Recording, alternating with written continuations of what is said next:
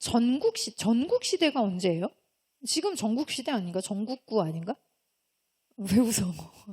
전국 표정 야. 근데 난 차라리 저렇게 경멸하는 표정도 참 좋아요. 왜냐하면 진짜로 니네 악플이 그냥 무플보다 낫다니까요.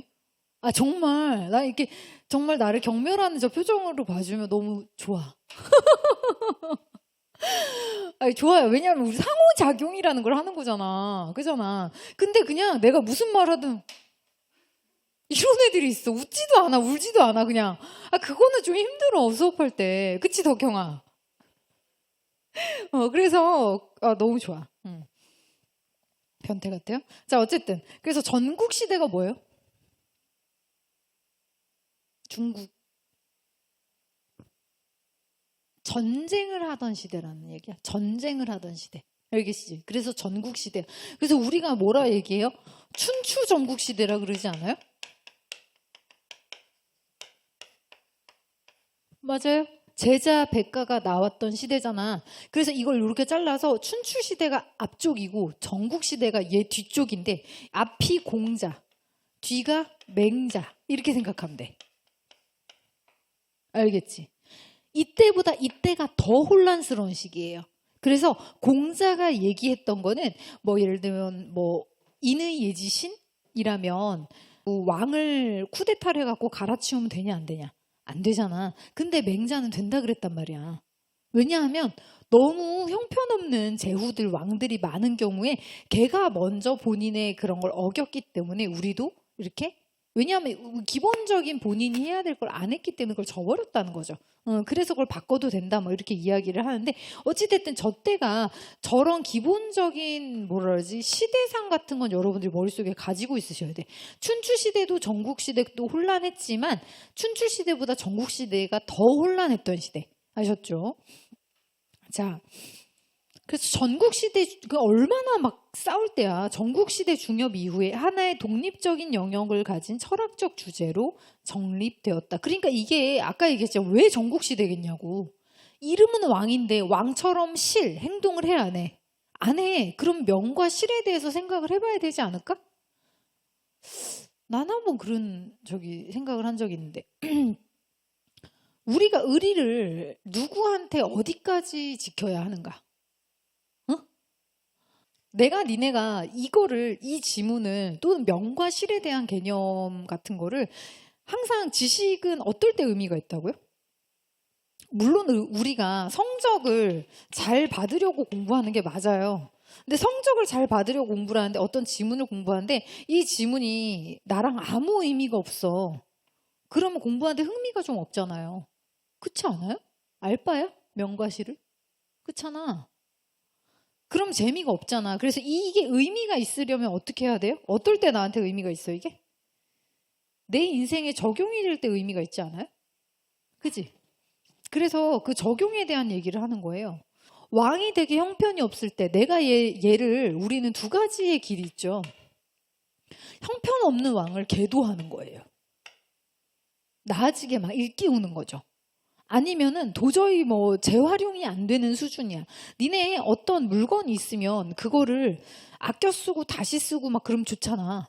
다시 쓰려고 하는데 재활용 센터나 AS 센터를 갔는데 AS가 안 된대. 새로 하나 사시는 게 낫대. 너무 형편이 없어서. 그럴 수 있죠. 그럼 얘 어떻게 해야 돼? 왕을 끌어내리고 다른 왕으로 바꿔야 되겠지. 그지? 자, 그럼 이때 요 사이에 끼어드는 게 되게 철학적인 문제가 들어가게 되는 거죠. 철학, 윤리, 도덕.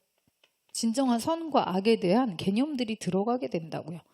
나는 사귀면서 이렇게 되게 어려웠던 지점이 뭐냐면 얘랑 헤어져야 될지 말아야 될지가 애매할 때 참 어렵더라. 사귀어야 될지 말아야 될지도 어리석어서 잘 몰랐는데 헤어져야 될지 말아야 될지도 참 어려운 것 같아. 근데 마치 헤어지면 되게 내가 나쁜 사람 같잖아. 그렇지 않아요?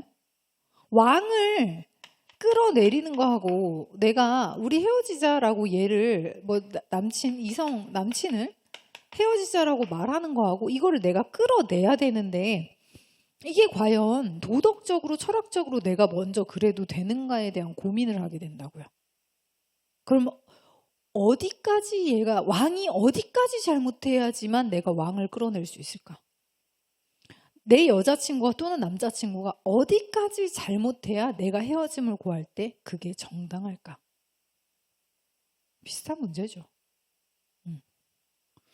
그런 것들을 생각해 봐야 된다는 거예요. 그러면서 과연 왕을 끌어내리는 것 자체가 우리가 얘기하는 굉장히 성군이라고 얘기하는 사람이 특성혁명을 통해서 왕이 됐거든요. 그 전에 왕들이 쓰레기 같았어. 근데 그런 사람들도 욕을 먹어요. 욕하는 사람들이 있어. 주문왕이 너무했네. 막 이런. 응? 은나라의 주왕을 그렇게 하다니. 주왕은 진짜 쓰레기 같거든요. 정말 심각해요.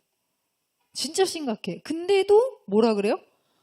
그렇게 재활용도 안 되는 잘못이 너무너무 많고 백성들이 너무나 괴로움에 빠져 있는 그런 상태를 만든 왕을 끌어내리고 자기가 훌륭한 사람이 왕이 돼도 후대 사람들이 욕한다고요.